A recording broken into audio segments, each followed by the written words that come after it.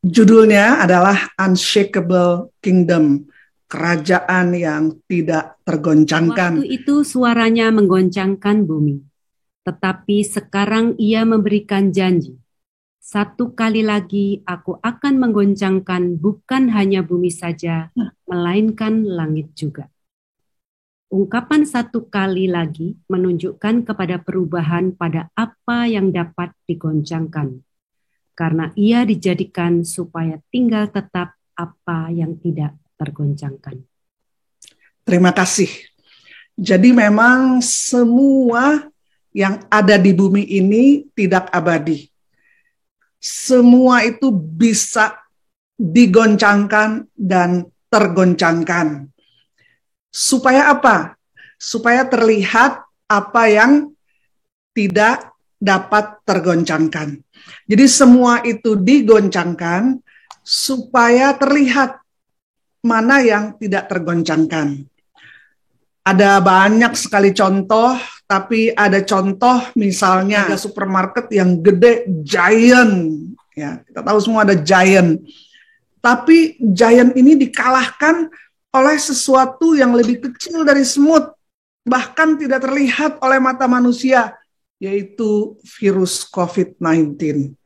Bayangkan sesuatu yang lebih kecil dari semut, diizinkan Tuhan menyebar, langsung banyak kegoncangan dari negara ke negara, dan dari ekonomi, politik, dan juga dari segala situasi. Terbukti bahwa yang tidak tergoncangkan hanyalah Tuhan saja.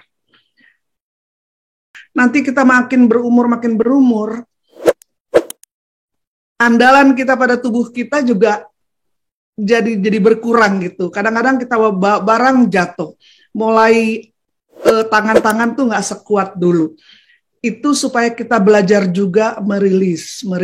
Kita belajar juga bukan hanya mengambil, saya punya ini, tapi kita juga belajar merilis, melepaskan semua, karena nanti satu kali kelak kita juga nggak bawa apa-apa kalau kita pulang ke rumah Tuhan. Jadi sengaja digoncang supaya manusia kecewa dengan pegangan-pegangannya. Mungkin dia memegang satu pejabat tertentu, atau dia memegang networkingnya, atau dia memegang apalah pegangan-pegangannya, mungkin kesehatan atau apa, semua kata Tuhan akan digoncangkan karena ia dijadikan supaya tinggal tetap apa yang tidak tergoncangkan. Memang itu sengaja digoncang supaya terlihat apa yang tidak tergoncangkan. Lalu aku mendengar suara yang nyaring dari tahta itu berkata, "Lihatlah, kemah Allah ada di tengah-tengah manusia, dan ia akan diam bersama-sama dengan mereka. Mereka akan menjadi umat-Nya, dan ia akan menjadi Allah mereka. Dan ia akan menghapus segala air mata dari mata mereka. Dan maut tidak akan ada lagi. Tidak akan ada lagi perkabungan, atau ratap tangis, atau duka cita. Sebab segala sesuatu yang lama itu telah berlalu." Jadi kerajaan yang tidak tergoncangkan yang ditawarkan oleh Bapa kami di sorga itu ialah tempat di mana dia akan menghapus segala air mata dari mata mereka, dan maut tidak akan ada lagi. Kalau sekarang kan hampir setiap hari ada berita duka, tapi nanti maut tidak akan ada lagi. Tidak akan ada lagi perkabungan atau ratap tangis atau duka cita, sebab segala sesuatu yang lama itu sudah berlalu. Inilah tawaran kerajaan tak tergoncangkan daripada Tuhan. Dan yang sudah siap, silakan. Aku ya. Ya, silakan.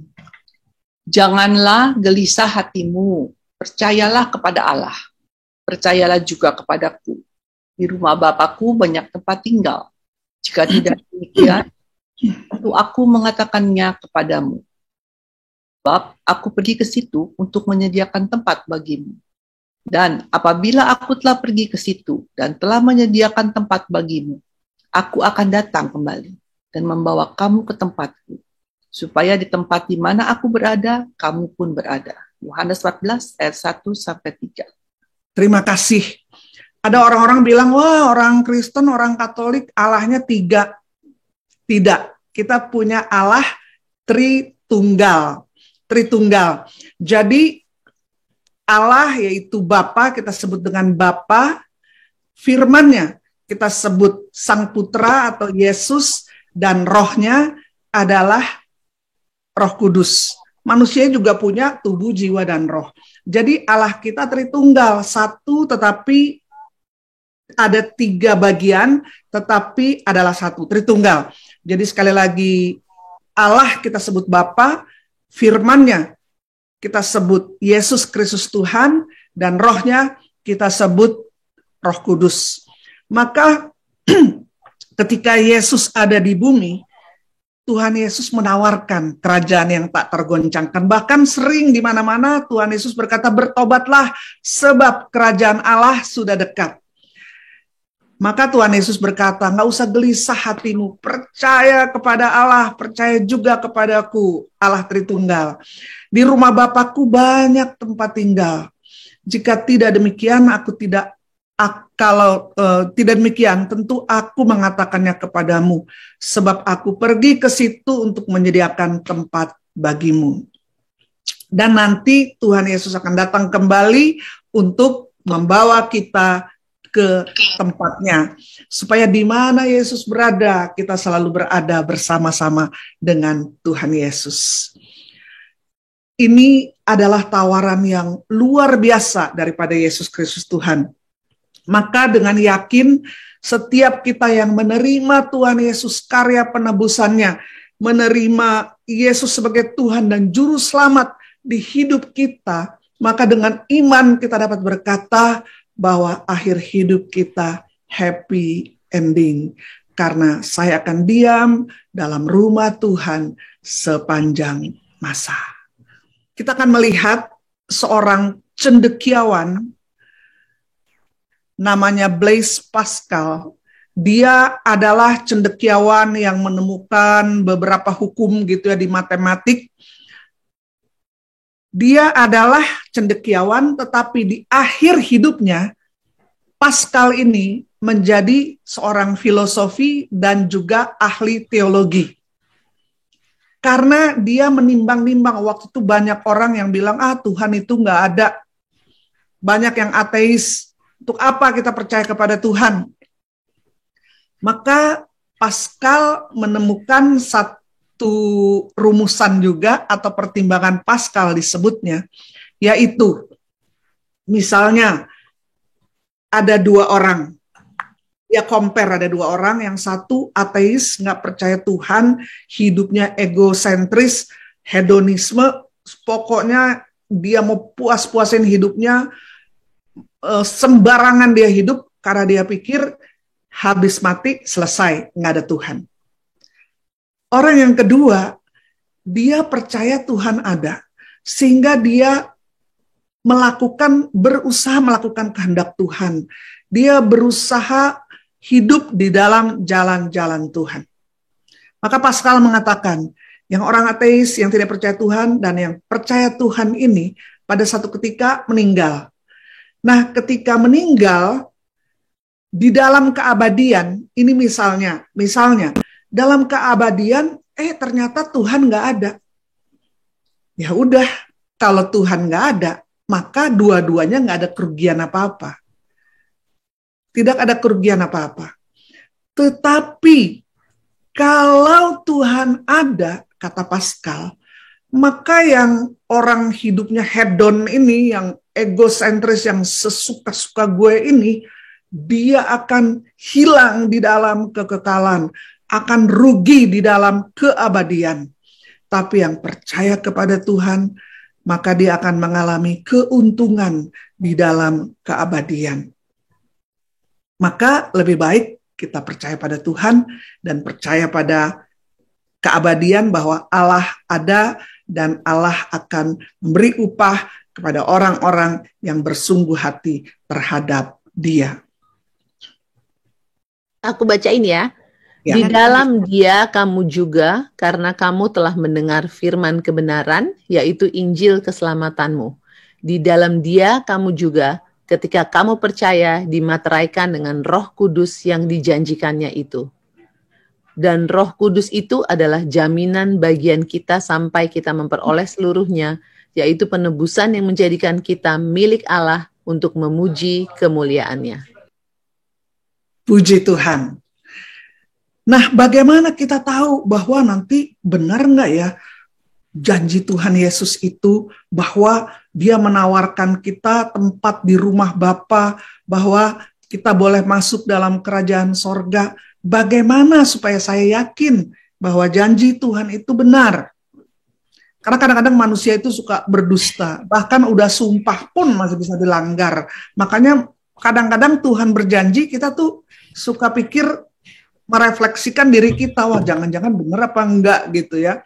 Nah, inilah peneguhan daripada janji Tuhan, dikatakan di dalam Dia kamu juga, karena kamu telah mendengar firman kebenaran, yaitu Injil keselamatanmu. Di dalam Dia kamu juga, ketika kamu percaya, dimeteraikan dengan Roh Kudus yang dijanjikannya itu. Maka seluruh perjanjian Tuhan, perjanjian lama, perjanjian baru, itu ada meterainya. Surat-surat kan nggak sah kalau nggak ada meterai. Disahkan dengan meterai. Kita meterainya 10.000, disahkan pakai tanda tangan lah, cap lah. Nah, ini meterai perjanjian lama, perjanjian baru, meterai seluruh perjanjian Tuhan yang adalah yang ya dan amin, dimeteraikan bukan oleh 10.000, tapi oleh Roh Kudus. Jadi Roh Kudus yang ada dalam diri kita itu adalah meterai bahwa Tuhan akan menggenapi seluruh perjanjiannya. Perjanjiannya sah bagi setiap kita yang percaya menerima Yesus Kristus sebagai Tuhan dan Juru Selamat. Yang percaya kepada Allah Tritunggal. Dimeteraikan. Contohnya, kalau kita mau buat salah, atau mau, ada contoh lah ya, dulu katanya ada seorang perampok lah gitu, maka satu kali dia bertobat, perampok ini. Dan dia datang kepada hamba Tuhan. Dia bilang, dulu kayak kalau saya merampok cuma sedikit, saya sedih. Tapi kalau saya merampok banyak, itu saya berhasil membobol ini, membobol itu, menipu sana. Saya tuh senang gitu, ada kebanggaan. Tapi heran katanya, setelah saya menerima Yesus Kristus Tuhan, saya cuma nipu kecil aja ya. Saya cuma mencuri kecil aja. Hati saya tuh udah gak damai, gelisah. Seperti ada yang bilang, jangan, kamu berdosa. Kenapa saya jadi berbeda ya sekarang? Itu karena apa? Karena ada Roh Kudus. Setelah ada Roh Kudus dalam hidup kita, dulu kita bohong, kita apa, gak terlalu berasa. Tapi setelah kita terima Yesus Kristus Tuhan, ada dibaptis dalam nama Bapa, Putra, dan Roh Kudus, ketika kita salah kecil aja, bohong kecil aja, nipu kecil aja, orang lain nggak tahu, tapi Roh Kudus tuh berbicara di hati kita, kamu nggak boleh begitu, kamu gini begitu. Nah, Roh Kudus ini adalah meterai daripada seluruh perjanjian Allah bagi kita, dan juga perjanjiannya bahwa kalau kita percaya kepada Yesus, kita boleh tinggal di rumah Bapanya pada kerajaan yang kekal yang tidak tergoncangkan. Roh Kudus itu selain meterai, dia adalah, dan Roh Kudus itu adalah jaminan bagian kita. Jadi kalau di bahasa Inggris itu ada installment atau down payment, pembayaran awal. Dia adalah down payment kita sampai kita memperoleh seluruhnya. Jadi Tuhan kasih nih, seluruh janjiku, aku kasih DP pertama, yaitu Roh Kudus bagimu. Roh Kudus itu adalah down payment, jaminan bagian kita sampai kita memperoleh seluruhnya, yaitu penebusan yang menjadikan kita milik Allah untuk memuji kemuliaannya.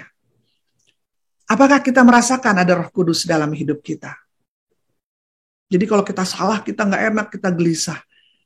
Nah, itu adalah meterai dan jaminan atau down payment daripada Tuhan bahwa Dia akan menepati seluruh janjinya. Saya baca ya, Mel. Ya. Ya, boleh Susi. Jadi, karena kita menerima kerajaan yang tidak tergoncangkan, marilah kita mengucap syukur dan beribadah kepada Allah menurut cara yang berkenan kepadanya, dengan hormat dan takut. Dari Ibrani 12 ayat 28. Ya. Jadi, di dalam Yesus Kristus Tuhan, kita menerima unshakable kingdom, kerajaan yang tidak tergoncangkan. Kita menjadi bagian di dalamnya. Itu karena anugerah pengorbanan penebusan Yesus Kristus Tuhan. Dan dikatakan selanjutnya, marilah kita mengucap syukur. Biarlah hidup kita melimpah dengan ucapan syukur. Gereja Katolik, ada uskup mengatakan, di dalam pandemi ini, selain 5M, kita ada 3B. 5M kita semua tahu, yaitu memakai masker, mencuci tangan, menjaga jarak, menjauhi kerumunan, membatasi mobilisasi. Selain 5M, jangan lupa 3B. Apakah 3B? Berdoa, bersyukur, dan bahagia. Jangan nanti kalau udah habis pandemi baru saya bahagia. Waduh, kapan bahagianya? Tapi di setiap hari hidup kita ada kebahagiaan, ada rejeki. Karena dengan mengucap syukur kita menjadi bahagia. Orang yang bahagia adalah orang yang bisa mengucap syukur untuk hal-hal yang sederhana, kecil dalam hidupnya sehari-hari. Kita napas nggak pakai oksigen, nggak mesti bayar aja, aduh, bersyukur. Kita bisa jalan dengan kaki sendiri, nggak pakai alat bantu, kita bersyukur. Dulu saya pernah 6 bulan itu nggak bisa jalan, patah di lutut saya tuh keluar lepas bonggolnya gitu. 6 bulan saya jalan harus pakai alat bantu. Bulan-bulan pertama pakai kursi roda. Setelah itu saya pakai walker. Setelah itu saya pakai kruk gitu. Pertama kali bisa jalan dengan kaki sendiri, itu saya bersyukur. Dulu saya nggak pernah mensyukuri. Jadi biarlah kita menjadi orang yang pandai bersyukur, sehingga menjadi berbahagia. Orang yang berbahagia sekali lagi, yang bisa bersyukur untuk hal-hal sederhana, kecil dalam hidup sehari-hari. Kita kadang-kadang menganggap remeh loh, itu dosa complaining all the time, bersungut-sungut, mengeluh, berkeluh kesah, bahaya. Pertama membuat kita jadi gloomy, jadi nggak bahagia, dan mendukacitakan hati Tuhan. Jutaan orang Israel yang keluar dari perbudakan Mesir, itu yang masuk tanah terjanji cuma 2 orang, yaitu Yosua dan Kaleb. Yang lain semua mati di padang gurun. Yang bersama Yosua dan Kaleb masuk tanah perjanjian, itu adalah anak-anak yang lahir di padang gurun. Karena mereka berputar-putar di padang gurun selama 40 tahun satu generasi. Jadi yang masuk tanah terjanji hanya 2 orang, Yosua dan Kaleb. Dosanya apa sih? Suka bersungut-sungut, ngomel, berkeluh kesah, complaining all the time, bosen nih Tuhan, menunya 3 kali sehari cuma roti mana yang turun dari langit. Kita bosen. Kita teringat akan seledri, akan daging, akan semua bumbu-bumbu yang enak di Mesir, Tuhan. Di sini sengsara, susah sekali hidup kita. Daripada sengsara begini, Tuhan, lebih baik kita mati di padang gurun. Kenapa kita nggak mati aja di padang gurun? Allah Maha Kuasa, tapi Allah tidak Maha Sabar. Kalau Allah Maha Sabar, nggak ada neraka. Tetapi Allah punya batas kesabaran. Maka ketika batas kesabaran Allah sudah tiba, maka Allah berkata kepada yang suka ngomel-ngomel, complaining all the time, oke, kalian bilang mau mati di padang gurun, jadilah sesuai dengan imanmu, matilah di padang gurun. Hati-hati dengan kata-kata kita. Kata-kata kita adalah doa. Kata-kata kita adalah doa. Maka kalau kita mau yang baik ke depan, biarlah kita mendisiplinkan kata-kata kita, baik kepada keluarga, kepada orang-orang dekat kita, pada diri kita sendiri. Bunda Maria ada dikatakan bahwa dia selalu menyimpan segala sesuatu dalam hatinya. Nggak semua diumbar di kata-kata. Maka pilihlah kata-kata. Karena mati hidup dikuasai oleh lidah, barang siapa suka menggemakannya akan memakan buahnya. Hati-hati dengan kata-kata. Jadi marilah kita mengucap syukur dan beribadah kepada Allah menurut cara yang berkenan kepadanya. Allah melihat hati, bukan hanya melihat gestur. Allah melihat hati. Dan biarlah semua itu kita lakukan dengan hormat dan takut pada Tuhan. Takut itu ada 3 macam. Takut negatif, takut normal, takut yang positif. Takut negatif adalah takut yang berlebihan kepada kecoa, pada kegelapan, ada yang takut sama rambutan, ada yang macam-macam lah. Takut yang fobia banget, ada yang takut sama ayam, ada sama kupu-kupu, berlebihan takutnya. Itu takut yang negatif. Takut yang normal kita perlu, yaitu kalau orang nggak punya takut normal, dia nyetir mobil misalnya 250 km per jam. Wah, udah ngeri banget. Kita pasti yang ikut, aduh kamu pelan-pelan dong. Ada takut yang normal. Jadi takut yang normal kita perlu. Dan di sini dibilang kita mesti takut sama Tuhan. Maksudnya apa? Takut kepada Tuhan itu adalah positif, yaitu takut melukai hati Tuhan, takut mengecewakan hati Tuhan. Seperti juga kita sama orang tua. Saya takut melukai hati orang tua. Jadi takut kepada Tuhan adalah seperti takut berbuat negatif, takut membuat Tuhan kecewa. Maka biarlah kita beribadah kepada Allah menurut cara yang berkenan kepadanya, dengan hormat dan takut akan Tuhan. Tetapi orang-orang penakut, orang yang tidak percaya, orang-orang keji, orang-orang pembunuh, orang-orang sundal, tukang-tukang sihir, penyembah-penyembah berhala, dan semua pendusta, mereka akan dapat bagian mereka di dalam lautan yang menyala-nyala oleh api dan belerang. Inilah kematian yang kedua. Diambil dari kitab Wahyu 21 ayatnya 8. Kadang-kadang kita pikir kalau perjanjian lama ngeri-ngeri deh. Nah, tapi ini Wahyu 21 adalah kitab terakhir perjanjian baru. Orang-orang ini katanya kalau memelihara semua yang di atas ini tidak masuk dalam unshakable kingdom. Malahan mereka akan masuk dalam lautan yang menyala-nyala oleh api dan belerang. Inilah kematian yang kedua. Tetapi orang-orang penakut. Ya. Jadi hati-hati loh, ada orang nggak maju atau hanyut di dalam dosa karena takut.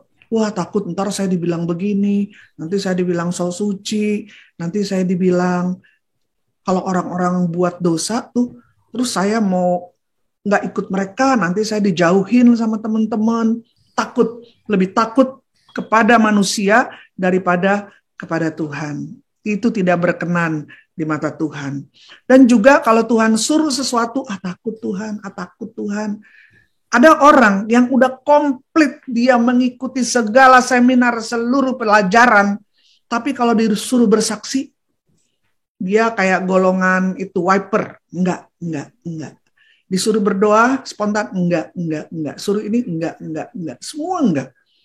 Takut, enggak maju-maju. Maka kita mesti mendobrak barrier-barrier ketakutan kita demi ketaatan kita kepada Tuhan dan supaya kita maju dan menyenangkan hati Tuhan. Bunda Maria itu sangat pemberani. Bayangkan belum pernah ada orang hamil oleh Roh Kudus. Tapi Bunda Maria sangat berani. Kalau disuruh sama Tuhan, dia walaupun masih nggak jelas, tapi Bunda Maria berani masuk seperti terjun bebas pada rencana Tuhan. Aku ini hamba Tuhan, terjadilah kepadaku menurut perkataanmu itu. Saya dulu orang yang sangat penakut, minder, gagap, gugup, ini nggak berani. Jangankan di depan banyak orang, di depan 2-3 orang aja saya nggak berani mengemukakan pendapat. Takut salah, terus bener apa enggak gitu. Saya sangat penakut. Tapi ketika Tuhan mengajar saya, kalau saya begini terus saya nggak maju-maju. Karena orang yang saya pernah bagikan ini juga, orang minder, yang takut itu sebenarnya sombong ke dalam. Dia tidak mau ditegur, tidak mau dinasehati, tidak mau kelihatan kalau ada salahnya, jaim terus misalnya, itu namanya sombong ke dalam. Daripada salah, mending diem. Nah, akhirnya nggak maju-maju. Jadi, kalau saya sampai sekarang begini, saya udah mengalami banyak teguran orang, juga ada salah-salahnya. Tapi kalau saya salah, ya udah, saya minta maaf, dan saya mengaku dosa, saya maju lagi. Jadi biarlah kita tidak mau diintimidasi oleh roh ketakutan. Karena roh ketakutan itu bukan dari Tuhan. Dari Tuhan itu adalah roh kasih, keberanian, dan ketertiban. Kemudian orang-orang yang tidak percaya. Jadi nggak percaya, selalu meragukan. Kalau Tuhan bilang ini, nggak selalu mesti berdasarkan logikanya. Padahal Tuhan itu jauh lebih besar daripada logika manusia. Seperti Santo Ignatius Loyola dikatakan, beliau selalu tuh mau rasional, masuk otak, mesti logika, semua. Nah pada satu ketika katanya beliau jalan-jalan di pinggir pantai, melihat seorang anak kecil lagi gali lubang di pasir. Dan anak ini mundar-mandir ke laut, bawa air, masukkan ke lubang yang dia gali, mundar-mandir. Ditanyalah sama Ignatius Loyola, sedang apa kamu nak? Saya mau memindahkan laut ke lubang yang saya gali. Ya mustahil. Nah tiba-tiba beliau mendapat pencerahan Tuhan, wah otaknya itu cuma seperti lubang kecil yang digali anak ini. Dan mau memindahkan keberadaan Allah yang lebih luas dari samudra kepada lubang kecil yang adalah otaknya ini. Maka kita mesti belajar melangkah keluar dari keterbatasan kita sebagai manusia, masuk dalam ketidakterbatasan Allah. Seperti seorang bapak yang di kitab suci yang anaknya itu suka kerasukan, terus melempar dirinya masuk ke dalam api, masuk ke dalam air. Murid-murid tidak dapat menolongnya, dan bapak ini datang kepada Yesus, dibawa oleh murid-murid. Bapak ini berkata, ya Tuhan aku percaya, tapi tolonglah aku yang kurang percaya ini. Jadi dia memang dilema antara percaya nggak percaya, tapi dia jujur. Tolonglah aku yang kurang percaya, tapi aku percaya Tuhan. Dan puji Tuhan, Tuhan nggak mengharapkan iman kita besar-besar banget. Sebesar gunung atau bola basket atau bola tenis. Tuhan hanya mengharapkan jika iman kita sebesar biji sesawi saja, maka kita akan melihat kemuliaan-kemuliaan Tuhan. Bahkan bisa memindahkan gunung katanya. Nah itu terjadi di Mesir. Kalau berkesempatan ke sana, pergilah ke Miracle Church atau gereja sampah. Di sana di Gunung Mokatam, itu gunung yang dipindahkan Tuhan karena harus membuktikan bahwa iman sebiji sawi dapat memindahkan gunung. Kemudian orang-orang keji gitu ya, yang suka kejam kepada sesama, orang-orang pembunuh, kadang-kadang membunuh karakter orang juga, orang-orang sundal yang suka berzina dan cabul, tukang-tukang sihir, penyembah-penyembah berhala yang percaya kepada ramalan-ramalan, kepada hal-hal yang mistis, lebih daripada percaya kepada Tuhan, dan semua pendusta. Jadi hati-hati dengan dosa dusta atau bohong, karena satu hal yang Tuhan gak bisa buat adalah berdusta atau berbohong. Dusta dan bohong itu ada bapaknya, yaitu si iblis adalah bapa segala pendusta dan pembohong. Maka dulu saya tuh Saya orangnya suka dusta, suka pembohong, dan drama kelihatannya benar gitu padahal bohong. Tapi ketika saya di dalam Tuhan, sedikit demi sedikit, saya mau bertobat Tuhan dari dosa pembohong ini Tuhan, dosa dusta. Pelan-pelan Tuhan, supaya saya boleh berkenan kepada Tuhan. Jadi lumayanlah kalau sekarang ada waktu itu saya diperkenalkan di desa, maka saya diperkenalkan oleh seorang hamba Tuhan bahwa saya, kata dia, tidak pernah ada bohong ketahuan dari saya. Aduh, saya bersyukur kepada Tuhan walaupun saya tetap berjuang supaya benar-benar hidup saya bukan munafik atau menjadi pendusta atau pembohong. Karena semua itu akan mendapat bagian dalam lautan menyala-nyala oleh api dan belerang.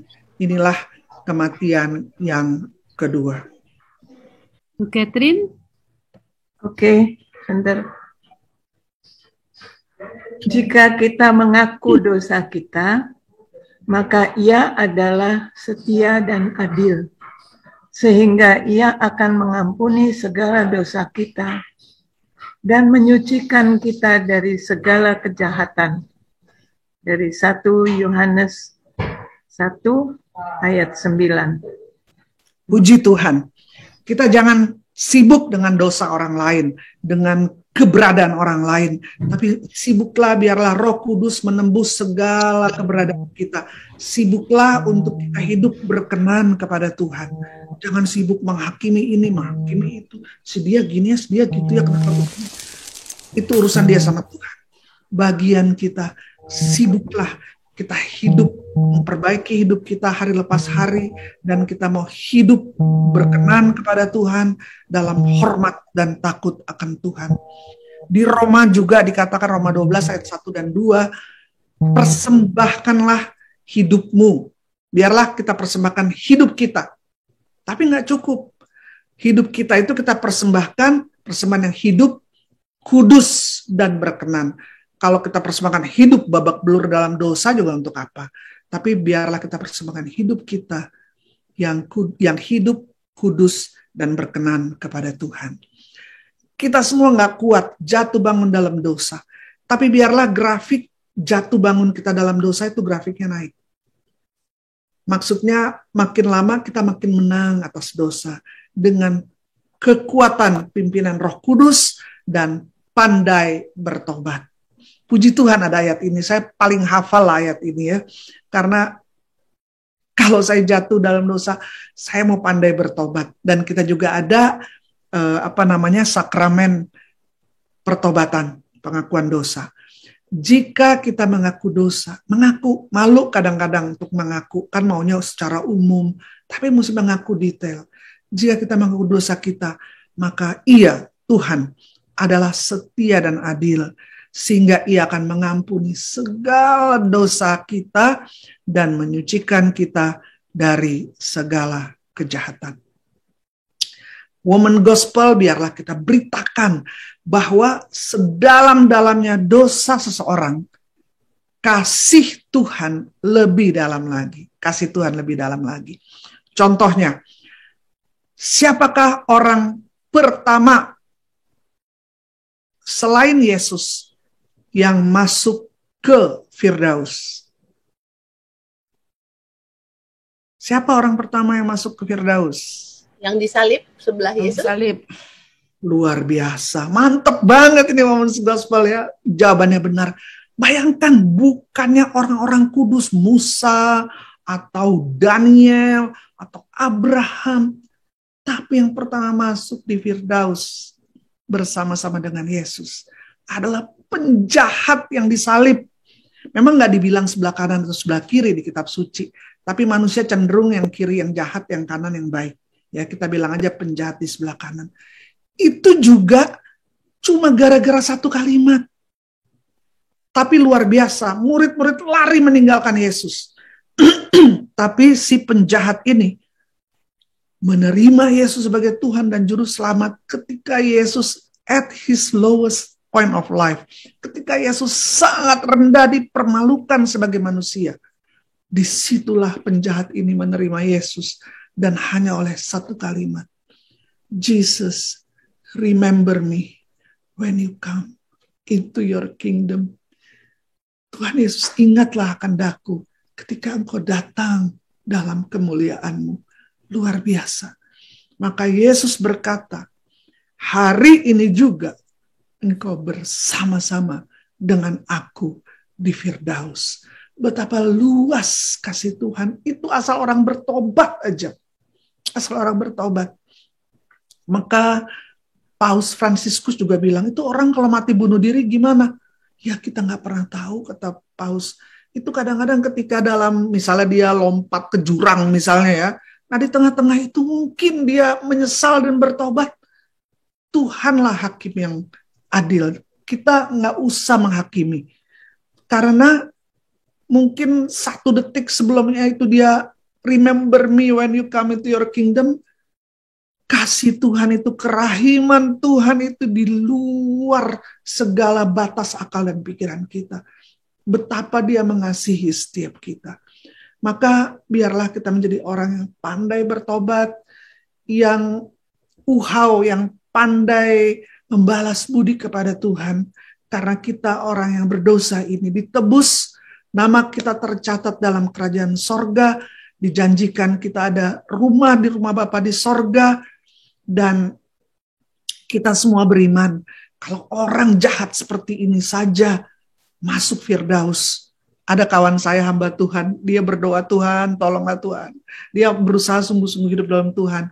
Biarlah nanti kalau aku dipanggil Tuhan, aku tutup mata di dunia dan aku buka mata sudah di Firdaus. Karena ada Romo juga berkata, kalau kita tidur, itu kita lagi latihan mati. Karena ada yang bangun, ada yang nggak bangun. Jadi makanya sebelum tidur tuh kita mesti berdoa dulu. Karena kita nggak tahu nanti bangunnya masih di bumi atau sudah di mana gitu ya. Tapi kerinduan kita semua ketika kita tutup mata di dunia, kita buka mata, kita ada bersama-sama dengan Tuhan Yesus di Firdaus. Tuhan Yesus menunjukkan kasih yang dalam. Orang pertama, siapakah orang pertama yang melihat kebangkitan Yesus? Maria Magdalena. Aduh, luar biasa. Bukan Petrus, bukan Yohanes yang kata murid kesayangan. Maria Magdalena yang dikeluarkan 7 setan dari dalamnya. Maka itu menampakkan betapa dalam kasih Tuhan. Sehingga kalau ada orang yang berdosa kayak apapun juga, kita daripada kita menghakimi, kita lebih baik menginjili dan mengasihi. Dengan harapan satu kali dia bisa bertobat, sehingga dia juga bisa masuk into unshakable kingdom. Ayat terakhir adalah ayat luar biasa pastinya. Kata Maria, sesungguhnya aku ini adalah hamba Tuhan. Jadilah padaku menurut perkataanmu itu. Lalu malaikat itu meninggalkan dia. Di dalam hidup, di dalam pelayanan, di dalam berkeluarga, di dalam usaha. Kalau kita memegang ini saja. Sesungguhnya aku adalah hamba Tuhan. Jadilah padaku menurut perkataanmu itu. Jadi intisari seorang Kristen atau Katolik punya hubungan pribadi yang akrab dengan Yesus. Latihan untuk bisa mengetahui kehendak Tuhan. Tuhan lebih rindu kita mengetahuinya. Biarlah ketika Tuhan memberi kesan jelas dalam hati kita untuk melakukan sesuatu yang baik bagi kemuliaan Tuhan dan bagi sama, sekalipun mungkin itu mustahil, nggak masuk akal, mengerikan misalnya, tapi biarlah kita seperti Bunda Maria. Aku ini adalah hamba Tuhan. Jadilah padaku menurut perkataanmu itu. Jadi kita nggak usah, karena supaya jadi sama kayak PD ini, supaya biar dikatakan hebat, biar luar biasa, biar apa. Nggak usah. Tapi apa yang Tuhan suruh. Tolonglah Roh Allah Roh Kudus, berikan kekuatan, keberanian. Aku melakukannya sesuai perintahmu dan hanya bagi kemuliaanmu saja. Puji Tuhan. Amin. Amin. Terima kasih Bu Mika, luar biasa. Terutama di bagian yang terakhir itu saya suka sekali. Tapi mungkin setelah ini boleh tanya jawab ya Bu Mika? Jangan susah-susah ya pertanyaannya. Nanti kalau susah, tolong Ibu Imelda bantu jawab. Aduh, Bu Mika bisa aja. Oke, teman-teman, selanjutnya sesi tanya jawab atau mungkin ada yang mau menanggapi, men-sharingkan pengalamannya terkait dengan firman-firman yang telah disampaikan oleh Ibu Mika. Silahkan, teman-teman. Just feel free, nggak usah takut-takut katanya Bu Mika tadi. Nggak usah takut. Amin. Rupanya takut itu juga merupakan sebuah kesombongan ternyata. Kesombongan ke dalam ya Bu Mika ya. Ayo teman-teman, mari kita jangan sombong. Silahkan siapa yang mau bertanya atau mau men-sharingkan pengalamannya atau mau mengomentari juga boleh. Boleh coba bertanya. Ya, silakan Rena. Selamat siang Kak Mega. Terima kasih untuk firman-Nya. Siang yang luar biasa. Terima kasih Kak. I really like the title, The Unshakable Kingdom. Makanya saya, karena saya terbiasa kalau saya harus bertugas pelayanan atau apa, khususnya kalau saya harus jadi worship leader Kak, itu kan tema itu harus sungguh sampai melekat kepada saya, sehingga ketika saya membawakan pujian, berdoa, menyampaikan pesan apapun, itu tuh dari Tuhan tuh connect dengan yang akan dibawakan pembawa firman-Nya Kak. Nah jadi ketika saya tadi dengerin Kakak itu senang sekali bahwa kita itu punya kingdom yang seperti itu. Terus saya ingin menanggapinya tuh Kak. Nah menanggapinya itu kita ini udah dikasih unshakable kingdom, itu kita mesti ngapain gitu. Terus saya nemu ayat ini Kak. Saya bacain tapi bahasa Inggrisnya itu lebih bagus. Boleh ya Kak ya? Kita baca sama-sama ya Kak. So beautiful. Therefore, let us be grateful for receiving a kingdom that cannot be shaken. And thus, let us offer to God acceptable worship with reverence and awe. For our God is a consuming fire. Itu kok saya langsung panas dingin badan saya. Jadi what kind of worship yang kita harus berikan with reverence and awe, itu yang dengan penuh rasa hormat dan juga kekaguman, karena our God is a consuming fire. Kenapa itu ada ayat seperti itu tuh Kak? Minta tolong dijelaskan sama Kakak supaya saya lebih ngerti. Terima kasih Kak Mika. Memang bahasa Inggrisnya lebih bagus ya. Iya. Di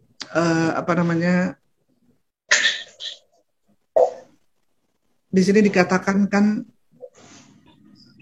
and let us offer to God acceptable worship with reverence and awe.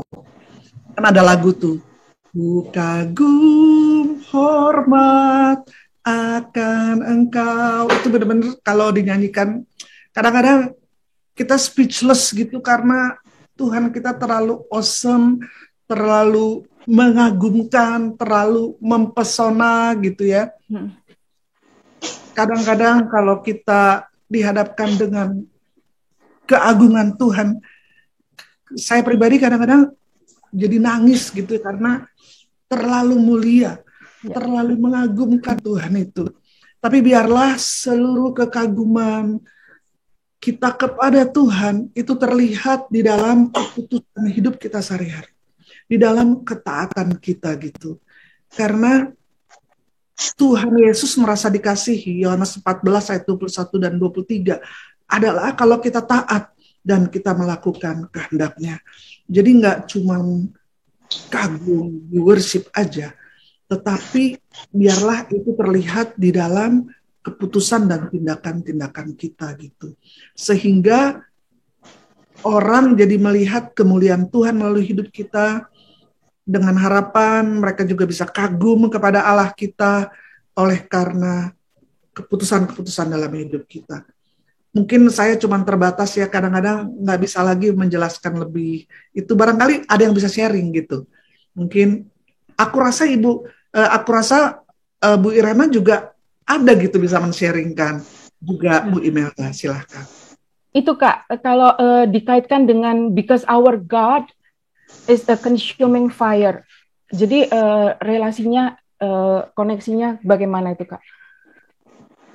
Yohanes berkata kepada murid-muridnya, aku hanya membaptis kamu dengan air, tetapi dia yang akan datang akan membaptis kamu dengan, Bu Irena ingat nggak? Api.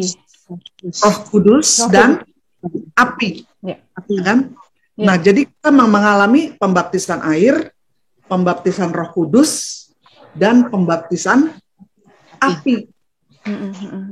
Apakah baptisan api itu? Contohnya, emas katanya supaya murni, itu mesti kayak mengalami, ini kurang lebih ya, mengalami kayak 7 tingkat pembakaran. Pembakaran pertama memisahkan emas dari logam ini, logam itu, logam ini, kotoran-kotoran. Tingkat kedua dipisahkan lewat ini, lewat itu.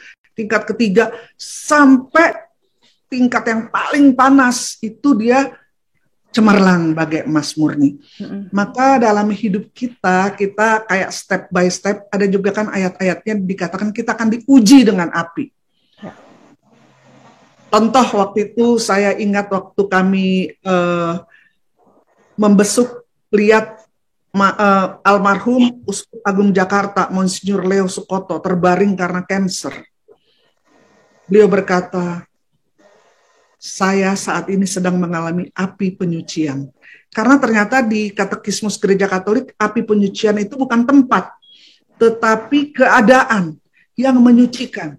Keadaan yang menyucikan. Kita semua mengalami keadaan-keadaan yang menyucikan kita gitu.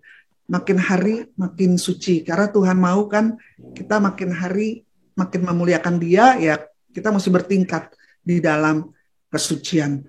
Jadi menurut saya consuming fire adalah ketika kita mau makin dekat dengan Tuhan, itu kayak apinya makin panas. Yes. Sehingga kita mesti dibersihkan dari ini, dibersihkan dari itu, dibersihkan dari itu sih pengertian saya.